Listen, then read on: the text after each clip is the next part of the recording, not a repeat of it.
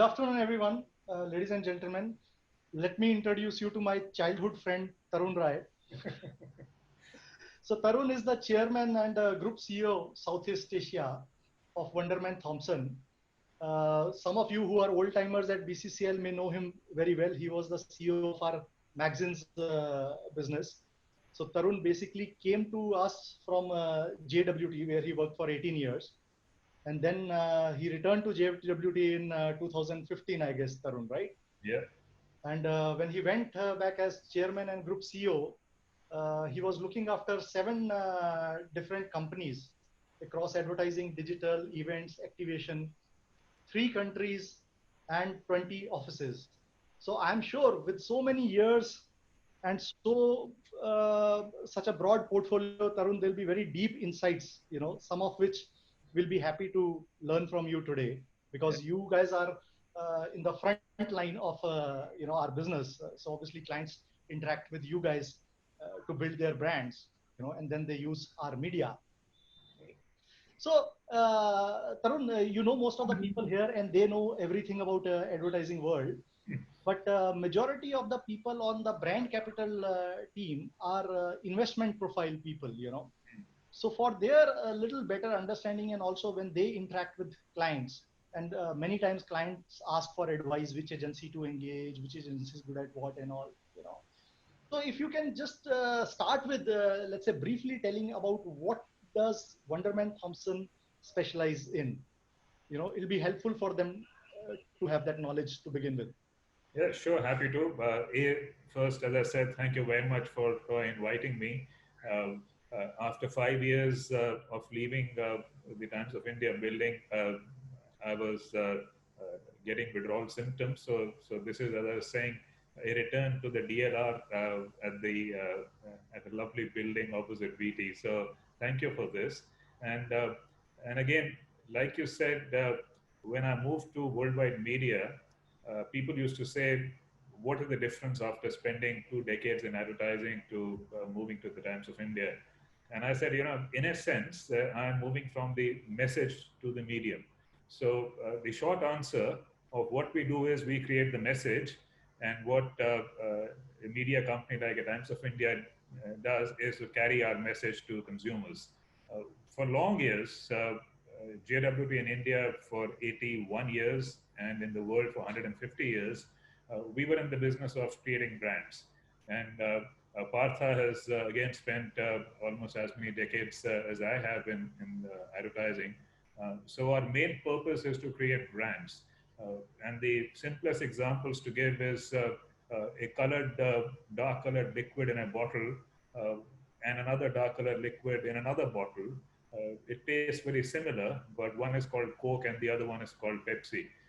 And the difference is advertising and the brand that we have built. But that is an impulse purchase, low value. But interestingly, even in high value goods, look at cars, for example. The Volkswagen Passat, for example, the Volkswagen Passat, a Skoda Superb, and an Audi are pretty much the same car. In fact, they're building it on the same platform. There is no difference. The difference actually is that the Audi has got those 4 rings, and because of that, it charges a higher premium. So quintessentially, we build brands. But what's also happening is that's all the very simplistic kind of an explanation. But what's also happening is that while to build brands, we used to talk about the long term, and we also used to use traditionally media like print and television and outdoor. But then came along the digital piece. Consumers were interacting with brands at various fronts, and we needed to therefore actually impact the entire consumer journey. And part of the reason that JWT merged with Wonderman Thompson at the beginning of last year was actually to capture the consumer journey at all touch points. So from long-term brand building to delivering the final last mile e-commerce solution, today Wonderman Thompson with 20,000 employees all over the world and $2.4 billion of revenue, which makes it the largest ad agency in the world, actually can deliver to a client not just brand building and strategic thinking, but also the last mile delivery, whether it's through e-commerce or it's through retail or it's through activation. So we therefore now are our focus is consumer, and we want to impact the consumer through the entire journey from choice to ultimately purchase. So that's in short what we do, and therefore we have now multiple points of interaction with our client, and not just the marketing client, not just the CMO, but also the CTO. Thanks, Tarun. Guys, the reason I called Tarun as my childhood friend is because when I was very, very young in college, I was studying economics in Delhi School of Economics, but I was more interested in advertising, and I desperately wanted to get into HTA, in which Tarun, I think, was there since maybe like what, 1990 or 89, something? 1989. 89. 89. Okay. And despite my many efforts, I never passed those copy tests and all that stuff and failed, you know. But it was my dream, and ultimately, I said, okay, chuck it, let me start my own agency. So, which is what I did eventually. But it goes back to that. If you were my friend then you would have got the job. Ah, right. No, I hope nepotism will work now also, Tarun. Always works. Okay, great. So I think since COVID is such a important topic right now, obviously impacting businesses globally, you know, and you guys are advertising agencies are like the frontline workers when it comes to advertising, branding, and all, right? So helpful to understand from your perspective, from your experience during these last 4 months or so, what is your agency experience with COVID? What are the insights that you are seeing? What are the challenges that you saw with your clients? What are the conversations you had with your clients? Uh, what are they saying? If you can just start by sharing that. Yeah, sure. And since we've had this chat yesterday about the topics that we will cover, Ah, the first thing I would say is, and this is out of a study that Wonderman Thompson did globally, and the first most interesting thing in that study points out that while we are in a crisis and we are looking at a global recession, uh, and we are reacting the way that we are reacting. This is frankly not the first time that we have seen a recession or a crisis, and it won't be the last. Uh, and the study goes on in detail about how, since the last 100 years, since maybe starting in 1923 till now, or it's actually we have had 16 recessions during this period. So this is not the first, and it won't be the last. So we have managed to cross all those recessions, and most of us businesses and brands have survived. So we will survive this also. So to me, that was the first starting point. Some of the recessions have taken long. In fact, the 2008 recession took 18 months for us to come out of. And that brings us to the question, which again is being asked a lot. When the recovery does happen, what kind of recovery will it be? Will it be a V-shaped recovery, which all of us hope for? Will it be a U-shaped one? Will it be a painful L-shaped recovery, or in some cases a recovery, which we are seeing signs of in the US, where it is kind of stuttering, and suddenly there is a second wave or a third wave. But again, interestingly, what this research and the analysis of the earlier recession has thrown up is that whenever out of the 16, I think there have been some 4 or 5 pandemics which have caused recession. Somehow or the other, after a recession, the recovery has, in almost all cases, been a V-shaped recovery. And I found that interesting, but also kind of understandable because there was nothing seriously wrong otherwise. So this was a black swan event, so to say. And if you could get past that, then the recovery should come in. But again, I'm saying there is a difference, and Sam was making a point, and a lot of people have made that point, and I agree with that point also.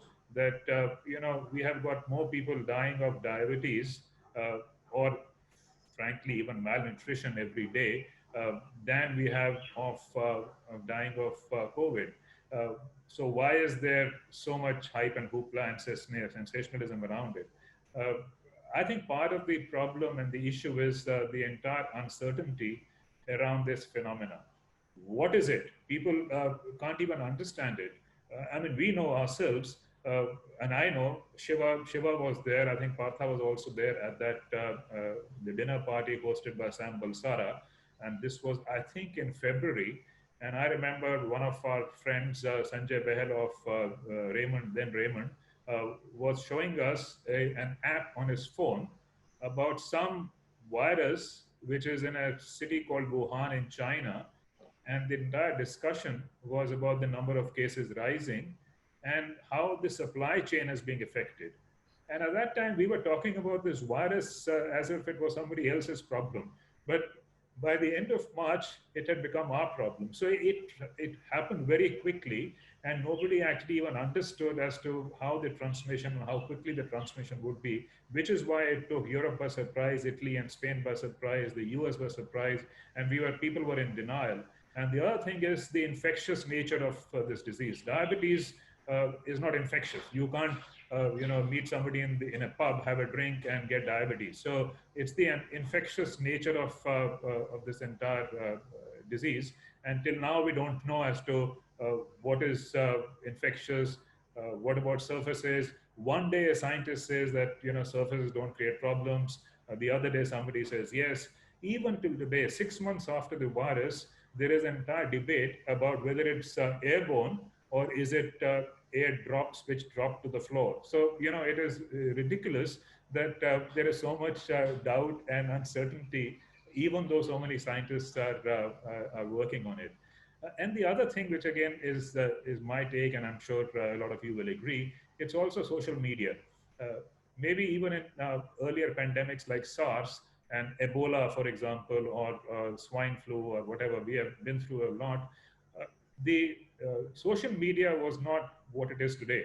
So today, I mean, you must be in as many groups as I am, and the amount of news sharing that, or so-called news within quotes, that happens is amazing. So from doctors, some woman doctor in Auckland, New Zealand, telling us as to buy oximeters and stuff. So there is so sensationalism. We don't have to kind of help it along; it helps itself along. So I mean, frankly, my building got sealed a couple of weeks ago because there were a spike in cases. And while we were informed by the executive committee, 2 minutes later, all my friends in Bombay City were sending me the our committee's text of what has happened and calling up to say, hey, are you safe? So, sensationalism happens and it gets exaggerated until somebody said that, this kind of message with a few changes is going around everywhere. So that's the other thing. So I think about the recession, it is economic, it is also a health crisis, it is societal. I don't know when we will shake hands again. Now it is namaste or it is elbow touches or fist bumps. And also this thing called lockdown, at least in my living memory, including some wars or skirmishes, we have never gone into something called a lockdown the world over. It's an amazing thing. So there are huge amount of differences in this particular pandemic. But I actually think that what gives us hope is that at least the learnings from the earlier pandemic recessions or epidemic recessions is that the recovery can be V-shaped. So to me, that's what I wanted to say in the beginning.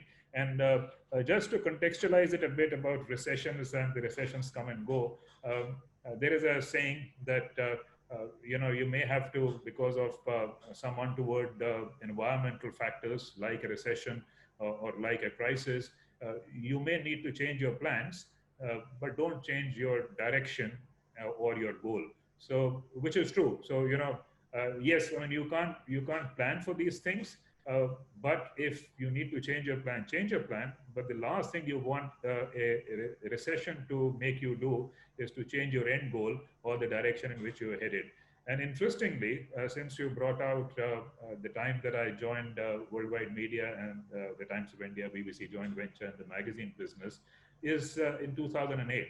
I joined in March, and by September, we were in a full-blown recession. So for me also it was a trial by fire. And but again, I think it is. I was just remembering the dates during that period of the recession, and it took 18 months. We launched a magazine called Trends. Then we launched BBC Knowledge. We launched BBC Good Homes, and we also had a massive launch for the most spectacular of magazines, which was the Lonely Planet magazine, all during a period where we were supposed to be technically in recession, and our salaries had been frozen, and everyone was worried, but we went on and made huge successes of it. So to me, it's also personal that if we wanted to be a company with many titles, we say, okay, let's get on with it. And in fact, we also, and Shiva helped me with that, we also had a Hindi version of Femina. And that was also during that period. So again, my point is, and which is what we are telling our clients, that this is not the time to change your direction or change your goal. We actually have to stay positive, do whatever is required to be done for the recession, but have a twin lens approach. There is a short term, and then there is a longer term. So that's my take on this recession. So during this time period, Tarun, obviously many categories got impacted. Your clients would have also got impacted. Your business may have also got impacted. But it'll be important to understand. So, what kind of conversations did you guys, as an agency, have with clients? What did you tell them? What did you learn from them? What is the advice that you gave? What is the action which happened in these last 4 months? And what is the advice that you are still giving to your client companies? Yeah, again, I'm saying, Abe, as I said, like for you, our clients are our partners, or at least we hope that we are their partners. So the advice that we give them has to be advice which is genuine advice, because we are in it for the long run.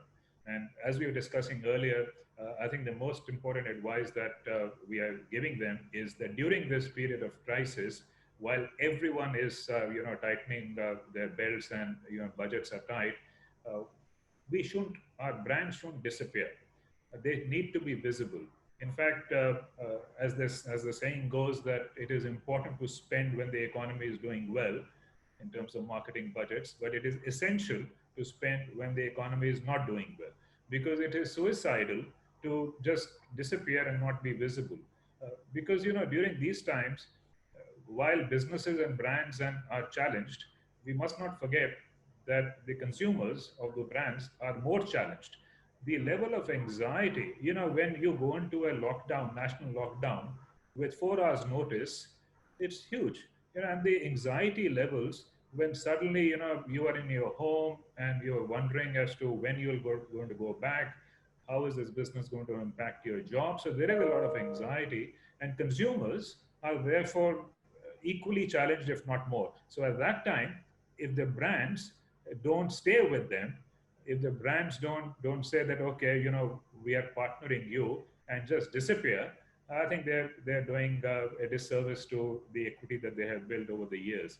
And and again, I'm saying in terms of the research, this was research done globally by Kantar, which is again a WPP company and our sister concern in India. Uh, that research actually showed, and this is research done through various recessions, that brands that do not spend during a recessionary period or a crisis, they take 5 times more time to recover than brands that they do. They also talk about the brands that are actually spending, they recover 9 times faster than other brands. So it's not just that we want to partner brands because that's a good thing to do. It just makes for good business sense. And the other interesting aspect of this, everyone knows about share of voice, because being in media, brands require share of voice, and the general feeling is that share of voice, a higher share of voice translates into a higher share of market. Uh, but during a crisis, there is another term which I found very interesting, borne out by research.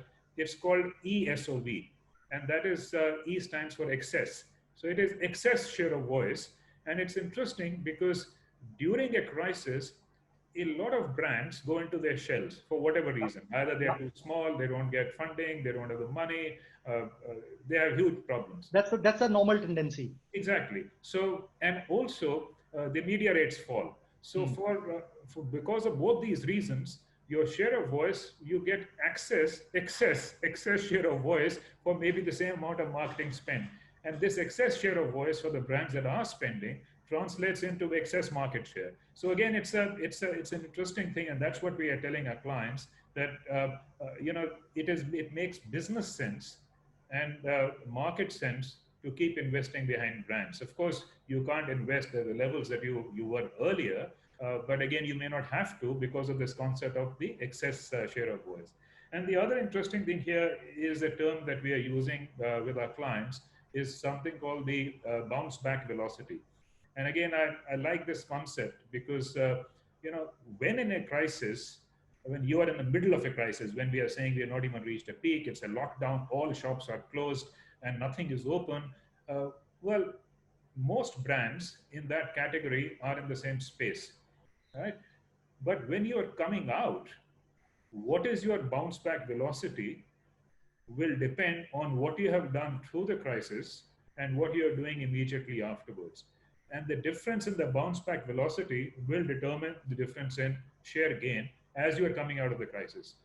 Because there is pent up demand. You have seen what's happened in June. We have clients across the entire spectrum, from auto all the way to hospitality and even tech clients.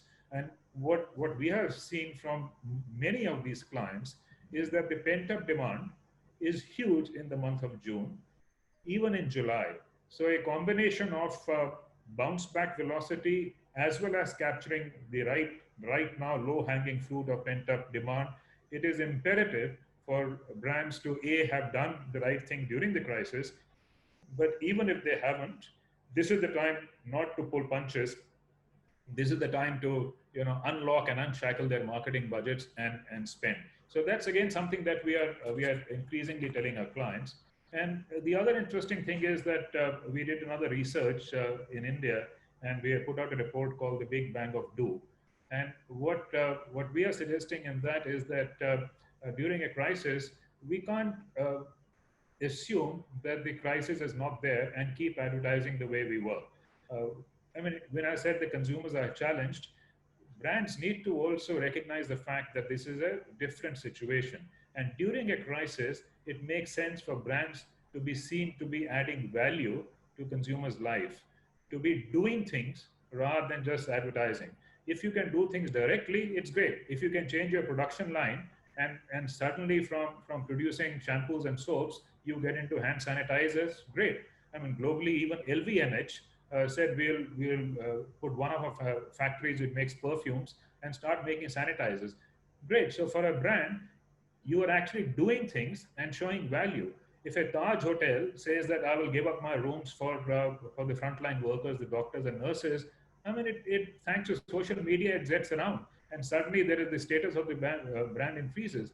I even found, from the point of view of business, but also from the point of view of the consumers, Swiggy saying that not only will we deliver food to you from your favorite restaurant, you give us an order and we will pick up your stuff from grocers and come and deliver that also to you.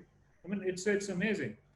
Amul, for example, has been very active on media in any case, but also interestingly, in our society, Amul sends a truck, and the truck has got the orders of the entire society. And because they know that it's difficult to get to the grocer, they come every week along with the entire range of stuff. And frankly, it makes a lot of sense because some of the stuff that they bring, I didn't even know they had, including all kinds of new cheeses and stuff which I didn't know they even made. So again, we are solving problems for our clients, and otherwise we support causes. And one of the best examples that I can give you, if you are not changing your product lines and actually doing things, is what the Times of India did for the entire campaign of Mask India.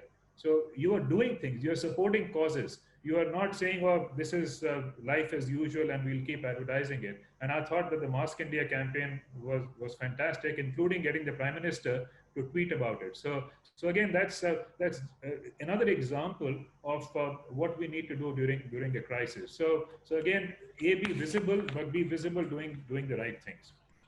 So you're saying basically that as against their normal tendency of clients to get into shell during times like this, especially smaller companies, your advice to them is actually that clients who spend through recession will emerge 9 times faster, and hence focus not only on share of voice at this point of time, but also extra share of voice, so that when the market comes back, customers don't think that, oh, the brand or the business had suffered. In fact, they think that it is a stronger, because I remember in our earlier conversation, you also said that customers, because their pockets are tightened now, they would also like to spend money on brands which they are very sure about, and Yeah. which they know are healthier brands.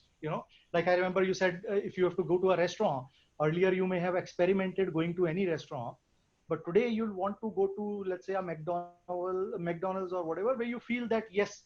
So it's important for brands to also indicate that their business is not suffered. But that's right, Rajesh. And this is not even in a crisis. Whenever there is any kind of depression, whether it not even a recession, but any kind of slowdown of the economy, and again, people like Partha would have a lot of experience on this also. Uh, Consumers normally try to go back to the tried and trusted brands, and the tried and trusted brands are the big brands. Uh, we handle some of the biggest brands, whether it's a Hero in two-wheelers or it's a Lux and so, and chances are that people will go back to the trusted brand. So trust will become very important. And this is what we were also discussing about what's going to happen in the post-COVID world. There is so much talk about the new normal, and it's like what people say. One is work from home, the other is new normal. These are terms that are actually bandied about hell of a lot. And I just thought that we'll discuss what this post-COVID world is going to be. And again, this is my perspective, which is talking to clients, looking at some research, talking to all our strategic planners. After I was invited for this talk, I said, okay, let me also talk to our strategic planners and say, what are the conversations they're having with the CMO. So this is all an encapsulation of the discussions that we are having across India with a lot of our clients. And one of the things, then this is personal, and I mentioned it to you yesterday, uh, while everything is very new and a lot has changed, my firm belief is that COVID has not come and lit any new fires. Hmm. Uh, Yeah. just to stretch this analogy a bit, I mean, I consider COVID not to be a matchstick which Ah. is lit a new fire. It's more like an accelerant where small fires were already smoldering, and you Ah. put an accelerant, and suddenly it becomes like a huge fire. And I Right. actually think and this is not just from the marketing and branding point of view. Look at everything. First, something that is very close, and what we are doing right now is having a conversation on Zoom.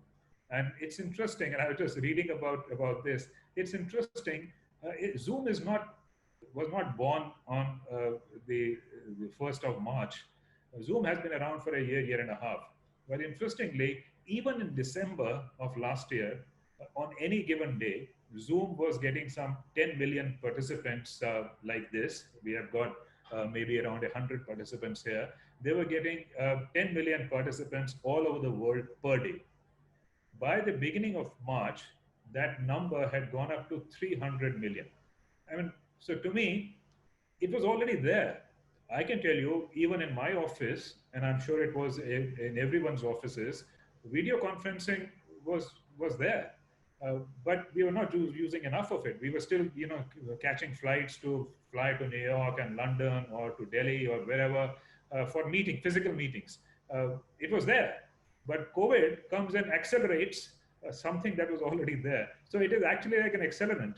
And to me, I actually say about tech adoption, it's actually compressing 2 years of tech adoption into 2 weeks, and that's what I think COVID has managed to achieve, including in our society buildings. I mean, I don't know what yours in Bombay, at least in our building, there are a lot of old people, but they all have to now get used to Google Forms. WhatsApp has become the new e-commerce website because everything happens on WhatsApp. The fruit wala also sends you WhatsApp messages. The Sahadri Farms, which is supplying directly to the building, they send you a Google form on which the everyone has to, and everything has happened. I mean, some people struggle a bit. The older people, they'll call up my wife and say, "Please help me." But yeah, we'll help you one day, but the next day they are up and running. Even mobile wallets, demonetization helped mobile wallets. Now suddenly Google Play, I don't know whether a Google Pay is even legitimate or not, but everyone is on Google Pay because how do you don't want to operate on cash, you can't even go down. So I'm just saying it's actually fast tracked, and as an accelerant, it's been amazing. And the Zoom I'm just giving as an example, and it's currently valued at $57 billion, and their share price in 1 year or 14 months has gone up from $36 to some $230. So if Sam had invested in Zoom, then I'm he would sure you be would have. very happy. Yeah, I haven't. So the first thing is that it's amazingly incredible the pace at what's happened. Not a new fire, and you can go down everything. Look at even the economy. We are talking about the world economy is slipping to minus 10, 12, India -6. But in 2019 we were waiting for 2019 to get over so that 2020 we will make a fresh start. The economy was slipping. We were hoping that things would change. Look at what was happening to globalization. Uh, when I went to London School of Economics in the year 2000, Meghna Desai and all these guys were teaching us globalization. Globalization in 2000 was the next big thing. It ran its course, but what's happened in the last 2 years? There has been almost globalization in reverse. Whether it's what Trump doing because China is becoming too big, or the EU and the entire episode with Brexit, globalization was already in reverse. Comes COVID, comes the within quotes the Wuhan virus, and it's actually got accelerated. So again, my personal sense is that this is not something that is lit new fires. It's actually added the accelerant and speeded up the those fires which are already smoldering. And So we can go down to various things. And uh, to me, in the post-COVID world, again, in the same line that these are accelerations of trends that were already visible. The first most important thing is that short-termism for brands and businesses continues, and I think it started in 2008. Uh, till then, things were okay. People were still talking about investing behind brands. They were still talking about the longer term. They were not looking at the next 3 months. But again, COVID crisis comes. I don't know whether Times of India and Shiva you're doing it, but at least in our company, we are doing multiple scenario plannings. Yeah, earlier we used to have every quarter we used to give our forecast for the next quarter. Then it became every month we have to give forecast for the next quarter. Now it's down to every week we have to give forecast for what's going to happen to the next quarter. So again, we are all into scenario plannings, and so I think a lot of clients are. So again, it's short-termism continues. The other interesting thing which I find about the post-COVID world is, as somebody very nicely put it, need versus greed. And I think Rajesh, you were mentioning, you're Yeah, alluding to that point. yeah. And and frankly, yes. Just in the morning, my wife and I went for a walk. Now that our building is unsealed and we can go for a walk, and she said, Tarun, I don't think I have worn more than 5 sets of clothes for the past 4 months. I think most of Right. us Yeah, are like, yeah, pink shirts, right? So they come out only for special occasions like this. But really, and this is going to continue because if I'm right, I think Kaushik Basu wrote somewhere that India, the unemployment rate in India is 23%. I'm not sure. I've not fact checked that, but unemployment is high. Not just that the unemployment is high, even people like us in our companies, we have had to take salary cuts. I have taken a salary cut, and a lot of people have taken salary cuts. There is insecurity about the long-term future of jobs, so pockets are going to be tight. So even when you have to talk about the higher ticket items, for example, a two-wheeler or a car, the chances are that it will be a need for transport and not a need to show off. you are not going to indulge. You will say, I need a Hero motorcycle, I need a Maruti car, but maybe I can postpone my indulgence purchase, and I will not. I'll just do with the basics. So again, it's need versus greed, because frankly, I mean, we have done okay. I mean, sure, there's going to be some pent up demand, but we have done okay, and I think that mindset is going to continue in the post COVID world for a while. Uh, the other thing, again, I'm saying, Rajesh, interrupt whenever you want to. But the other interesting thing is product versus solution. Of course, Hmm. we talk about brands, but interestingly, it's no longer just about the product. Consumers want a solution. You've got a damn product, very good product, but if you cannot reach that product to me, then it's of no use to me. So it's not just solving my problem by making a good product, but you need to give me a solution which helps me use your product, get access to your product. So again, I think that's another thing that's going to happen, which is important. And again, the third thing is about, again, talking about the accelerant and not a new fire.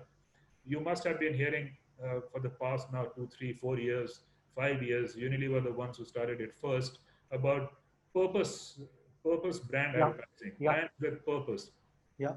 Well, uh, even more so now, we did a research in India along with Kantar, and 63% of people that we, and especially the younger people, and younger people it is 81%, who said it is important how brands have responded in the crisis, and that will help them make a decision on whether to buy that brand or not. Young people, 81%. Overall, 63%. So to me, product origin, and when I say product and brand origin, it means which is the company behind it. What have they done? Uh, for example, we gave the example of Taj or Times of India with Mask India. What have they done? So it is, to me, are they brands becoming a civic citizen? And that is again a trend which already was there, but again, it's going to get even more important. Uh, I mean, I could go on, but So you are I think, saying, so the key points you are saying basically is that going forward in terms of what will bounce back, or what sectors or what opportunities will bounce back. So you're saying basically it would be need versus greed products or sectors value. or brands, right? Value. Which deliver more value.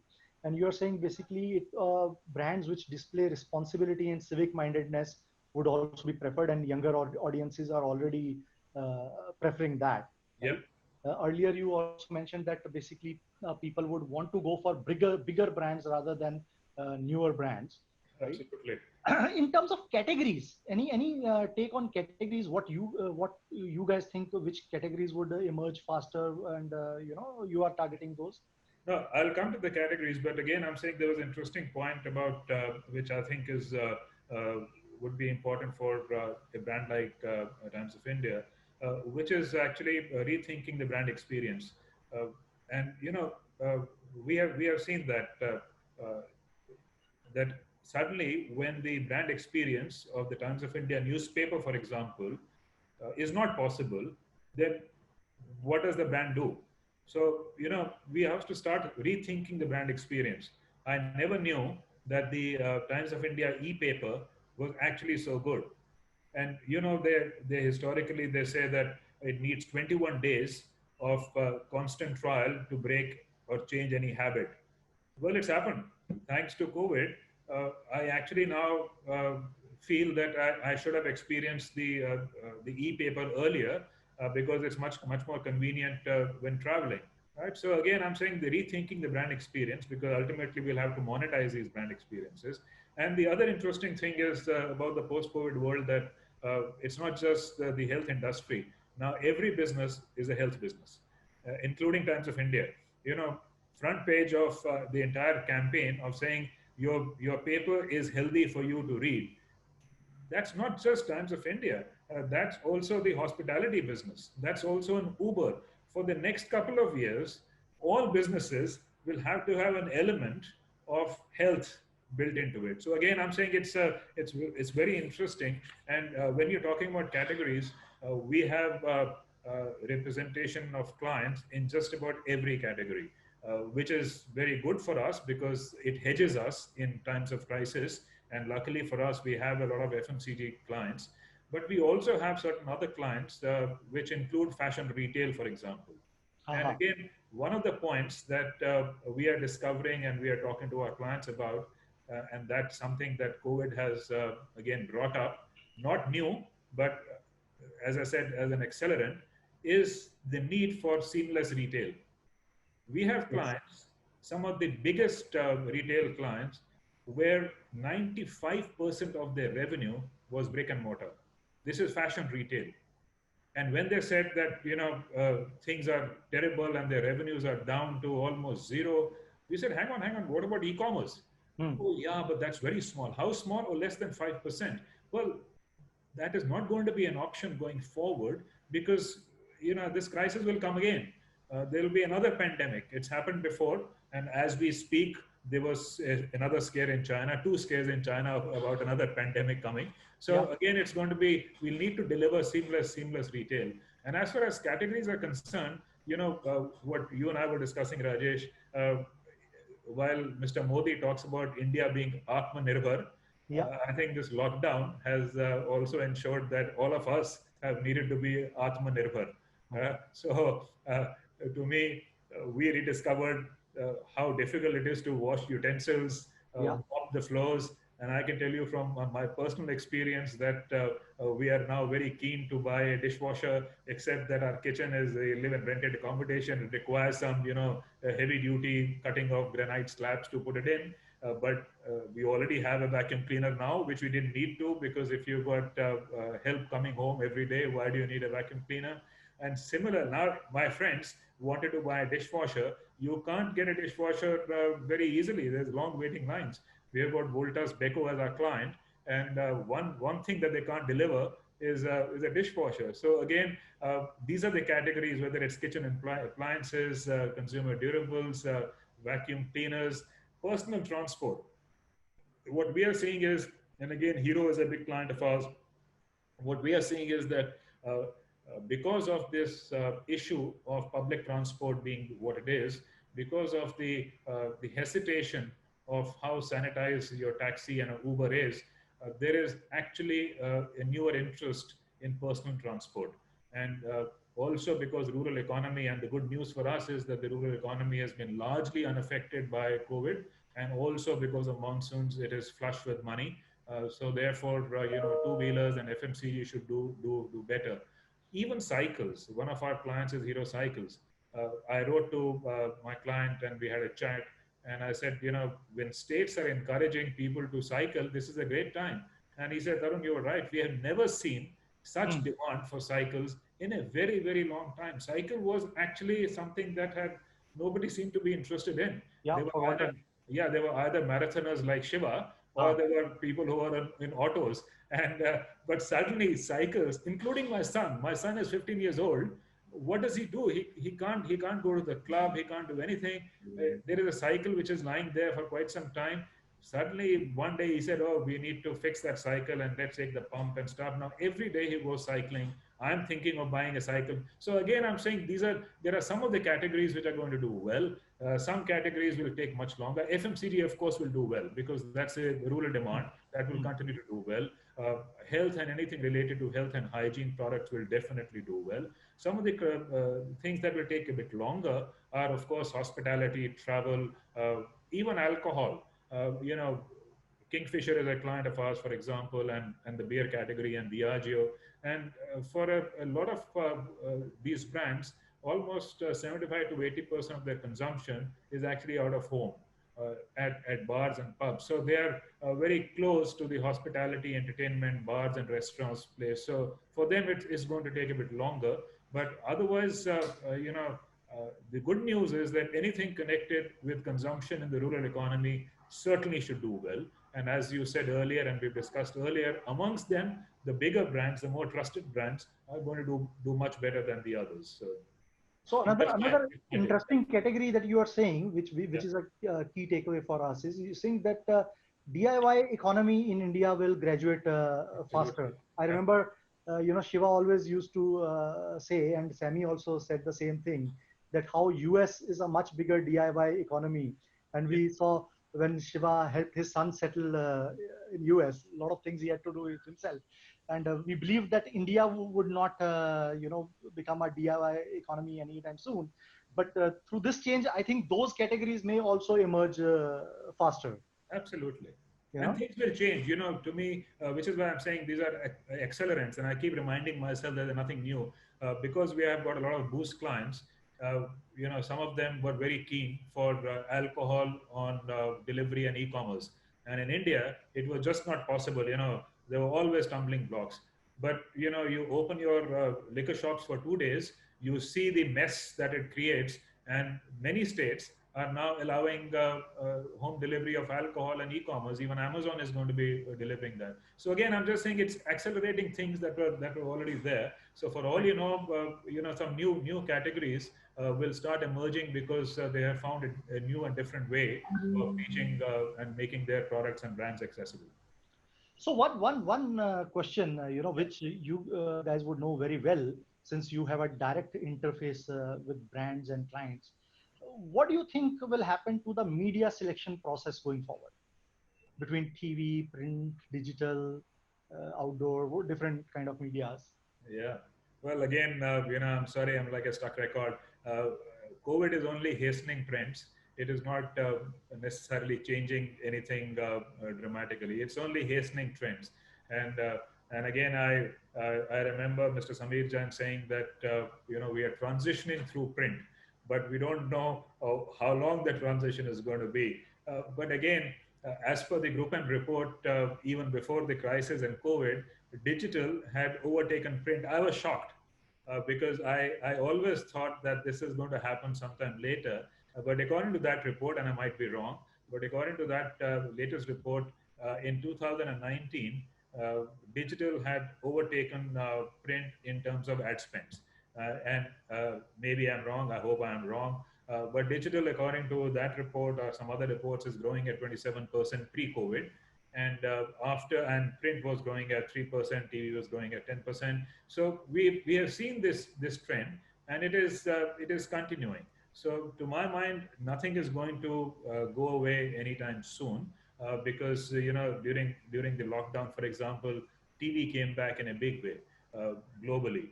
There's a global research where the question that was asked was, "What are you doing more of?" And watching TV was at 60%. Streaming videos was at 63%.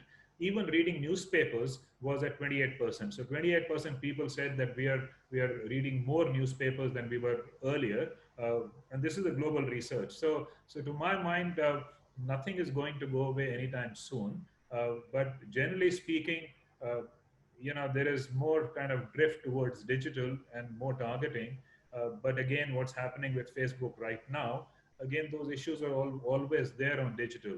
Hmm. In terms of the inventory owners themselves telling you and judging as to how effective your usage of the inventory is was one problem. Martin Sorrell actually talked a lot about that.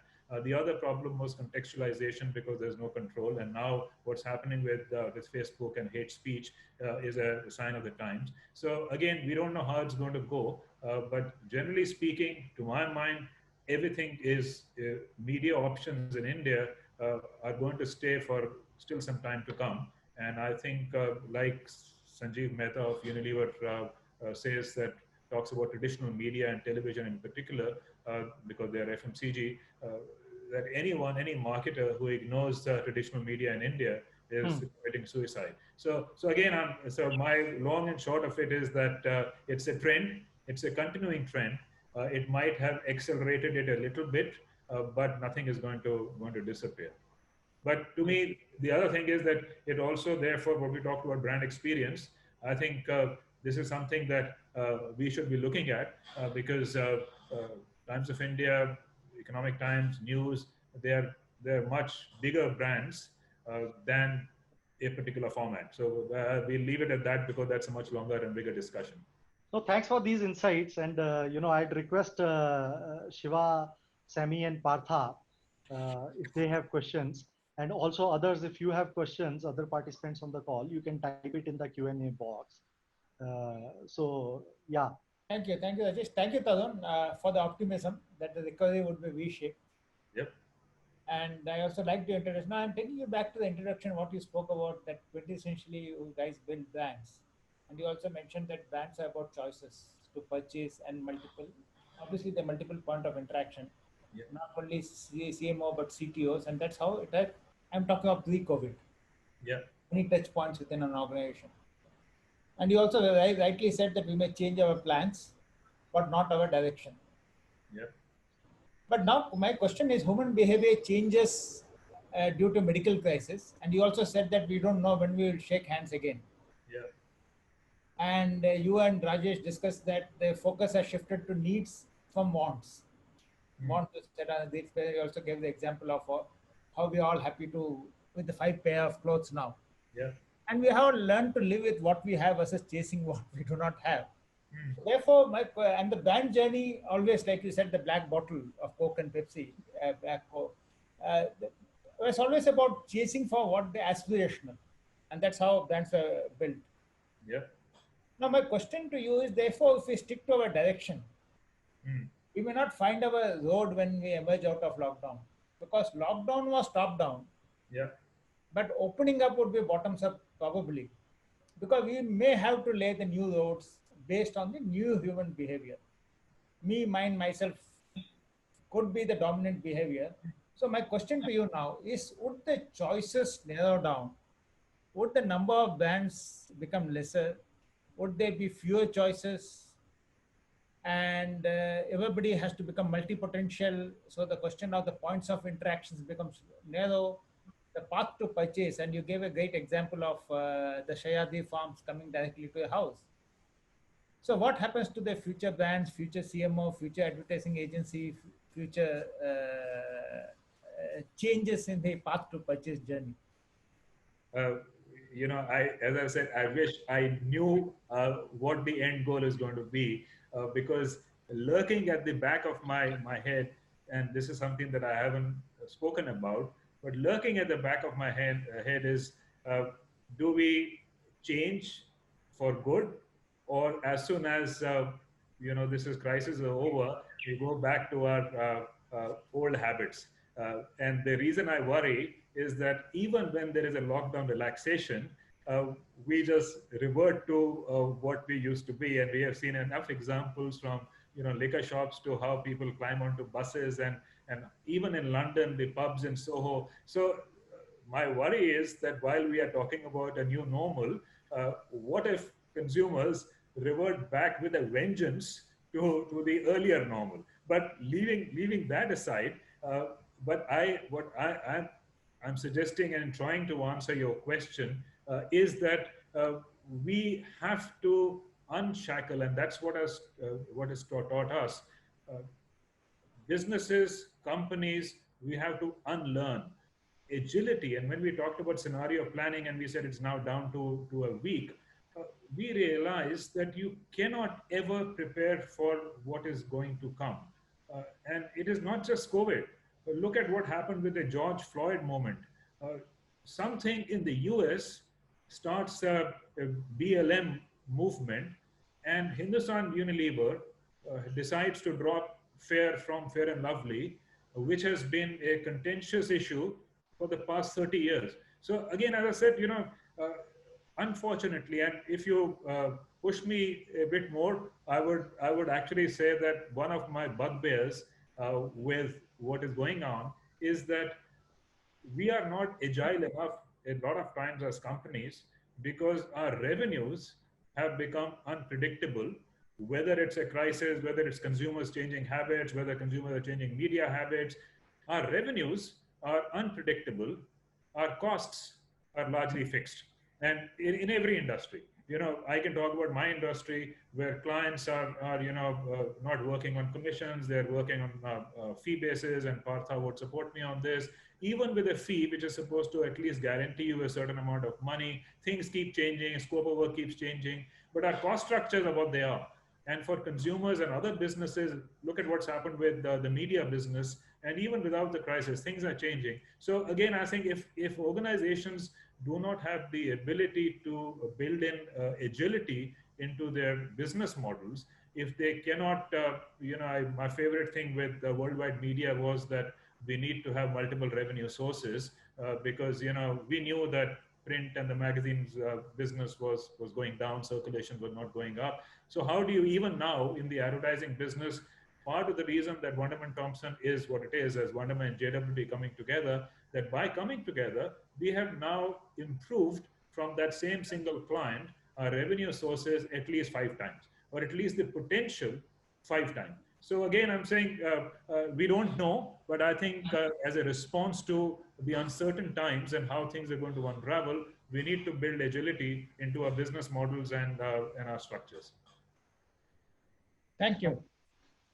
And on optimism, you said about optimism. I was talking to Rajesh just in the morning. Somebody forwarded me a report. As I said, I've been talking to our strategic planners, and this is dated as of June, so very recent study. And interestingly, and I said we should end on that.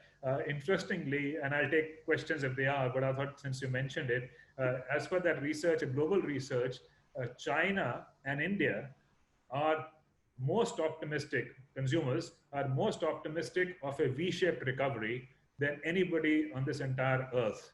The third is US, and then towards the not optimistic and the people who are most pessimistic are countries which are Japan and Korea. So again, maybe generally as a people, we are more optimistic by nature. So hopefully we will have, by sheer optimism, we will drive a V-shaped recovery. So that's very good news for us. Yeah, all of us. As Shiva says, you create the world that you imagine. So, if we are all optimistic, then obviously we'll create an optimistic world. Yeah. Sammy, why don't you please ask a question? Rajesh likes my questions. Sometimes they are provocative. That's why he likes them. Yes. Tarun, I cannot lose the chance of having such a talented person. First, thank you so much for spending a whole hour with us. And we haven't met live, but we will. I can't lose this chance to ask you a question that directly will help us and Brand Capital produce some revenue.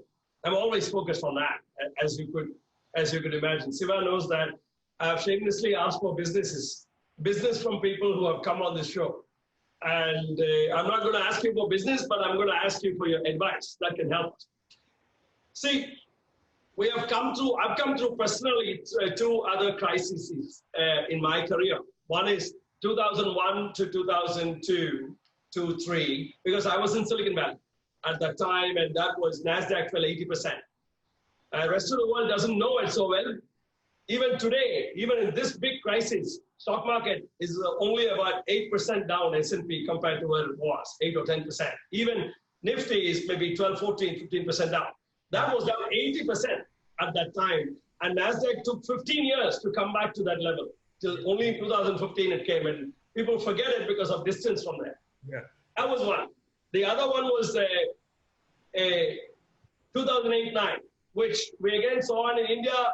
I was in New York, and compared to the crisis we had in New York, India was practically nothing, because I was also invested in India at the same time. I was between India and New York.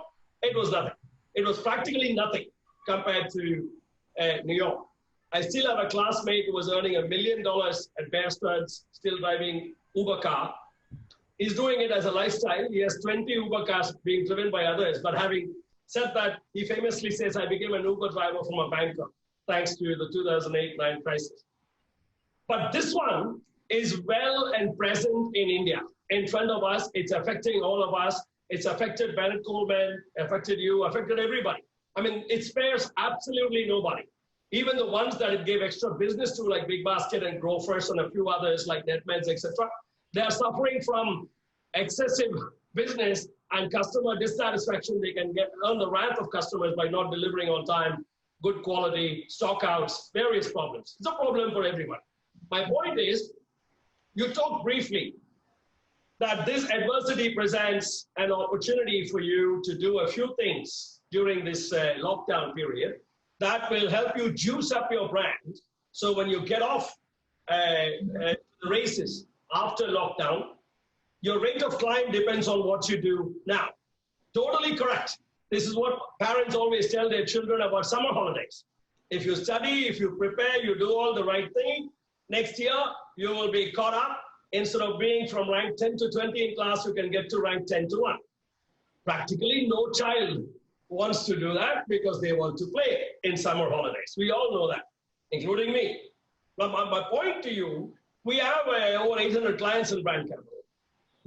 We have identified several clients and several strategies, and we work with agencies such as yourselves to position their brands and their product services better so they can get stronger. Having said that, at this time, their cash flow is completely screwed. They have no money. They are not seeing revenue on the board. Every idea we give them is spending more money at this time. So we say that you spend 1 crore today that will come back in multiples later. That's only a promise from us. How do we convince them? Give us 1 or 2, 3 tips that you follow to convince them to do that. Has any of your clients really done that? I mean, Amul is not a good example because they made out like bandits. They spend money, but they made money too. So they're only spending a percentage of what they earn. I'm talking about somebody who's losing now, like Taj or SpiceJet or Indigo, who are losing now, big time. How do you get them to spend 20 crores during this time? Okay, firstly, as I said, we have got client representation in just about every category. So we don't have Taj as a client, but we have got another equally big chain as our clients. We also have another aviation client. So to my mind, it's like pushing water uphill. And if I have to convince somebody, the ones that I won't even try is the aviation business, fashion retail, hospitality, entertainment. I will not even try. So I think that I think we know what the answer to that is going to be because it's obvious. I'm talking more about categories, which is why I mentioned personal transport, two-wheelers, even in cars. I won't go for the trying to persuade the higher end cars, but if I had Maruti as a client, I would say, okay, let's go. And therefore, the need versus greed that we are talking about, these things are important, and these are where the opportunities are. And again, as I said earlier, and Rajesh picked up on that, I won't go to my smaller clients and smaller brands. I will go to the bigger ones. So I'm saying these are the calls and the decisions we're going to take. Is it going to be easy? No, it's not going to be easy. But can they understand? Can we try to persuade them? Yes, especially now, because even if you have not done what you should really have been doing in the last 3 months, well, now the results of what you are doing are there.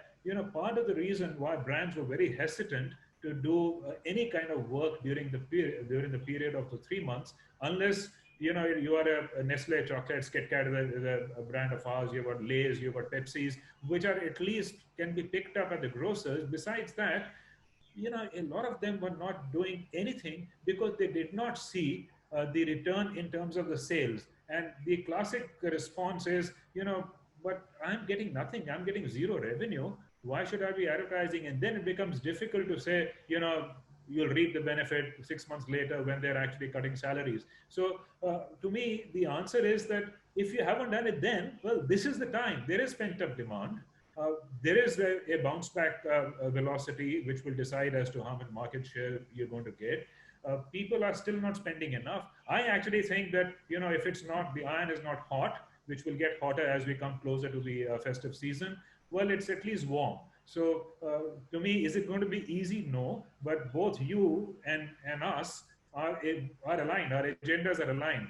I mean, if clients are not going to spend money on media, why will they spend money on the agencies that produces their communication? So, and I think clients are listening, and to me, they're seeing the results.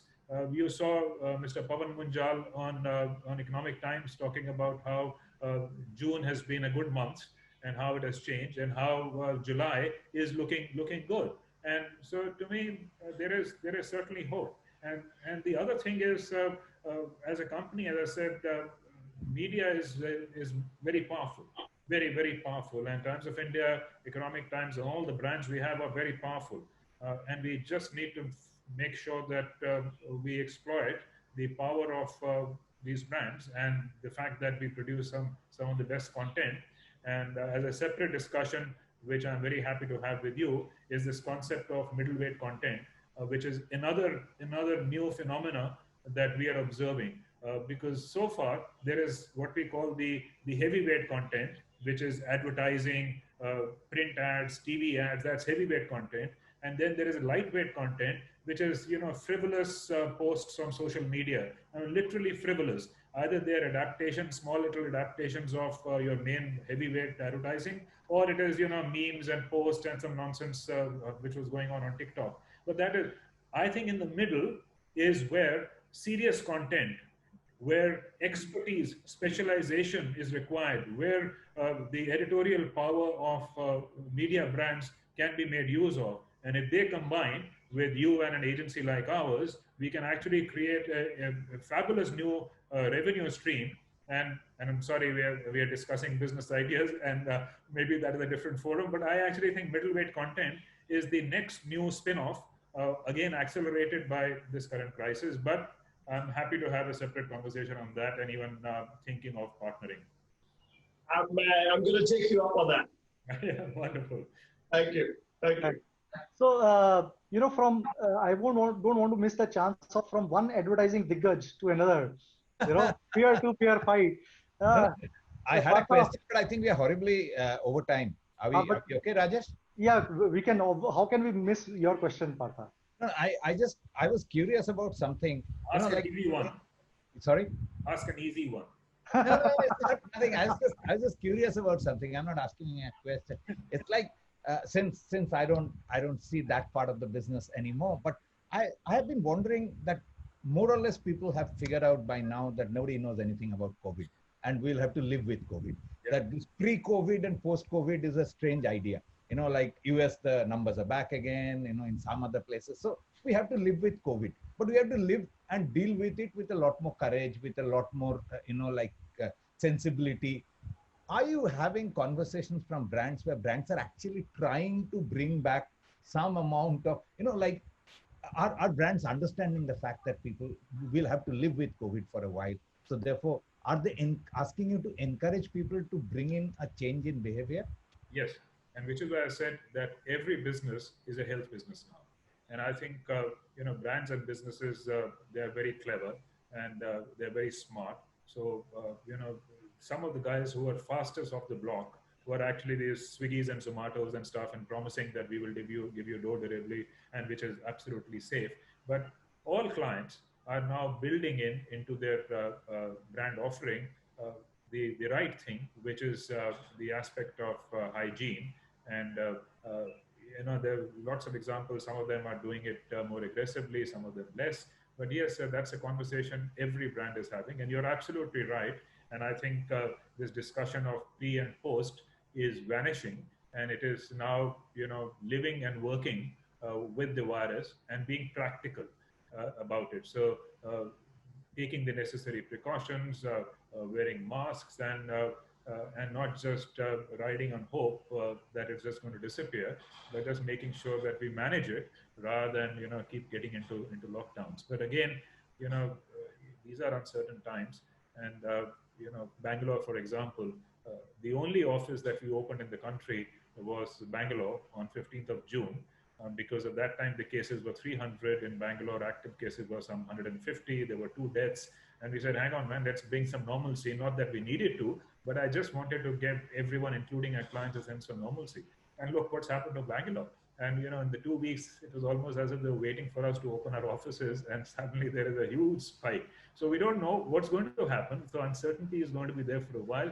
But yes, I think clients are now talking about moving on and managing as best as they can, and it's across. So whether it's credit cards with contactless becoming more and more important, or it is newspapers which are saying it's hygienically okay, and we'll make sure that your hygiene is not compromised.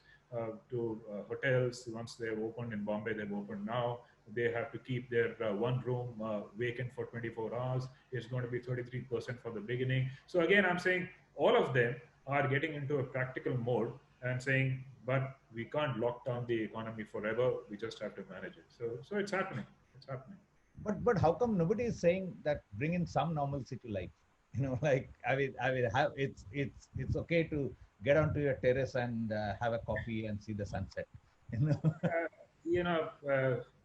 it's a little bit of lurking fear, again, because nobody still knows. As I'm saying, if I mean it's crazy. We have got world full of scientists. We are sending private satellites now. We have got Tesla cars who are saying that we are going to make it driverless, completely driverless very soon, and we don't have an understanding of a virus whose strain we have seen before, and WHO is still now debating whether it's airborne or now or not 6 months after it. So again, I mean, how do you kind of reconcile what's So you going think it's on? kind of out of syllabus for the brands almost? Yeah, I mean, even today's headlines, I mean, in India, they said young people are not affected, but over 45 is some 80% of the deaths are of people over 45 years of age. And so so again, I'm saying there is a lurking fear, uh, which is what's I think not letting people, and also it's insensitive to just brush it away and call it a little flu, as some world leaders have called it. So it's I think it's a question of balance. But I think the good news is that when there are 250 deaths, then we are all in a lockdown. When there are some 150,000 deaths, then we say, okay, let's move on. So I think it's a question of living with it for a while, getting used to it, and then saying, okay, it is not going to vanish on 15th of August. So let's make a slightly longer term plan. Thank you. Good. So thank you, Tarun. I know we've overshot the time, but the key takeaway that I think that I take from this, and I think most of us would agree to that, is your point of bounce back velocity.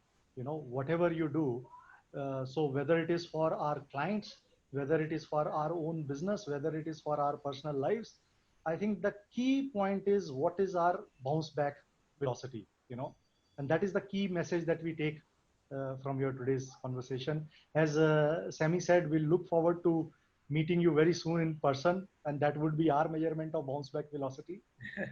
So thank you so much for your time and insights today, and hoping to see you soon again.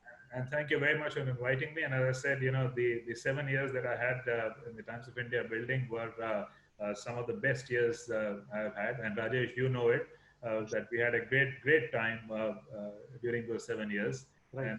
And I can tell Partha, who is joining the same group, that what I was told by at that time the editor-in-chief of BBC magazines worldwide, he said, now that you're here, let me tell you, this is the best job in the world.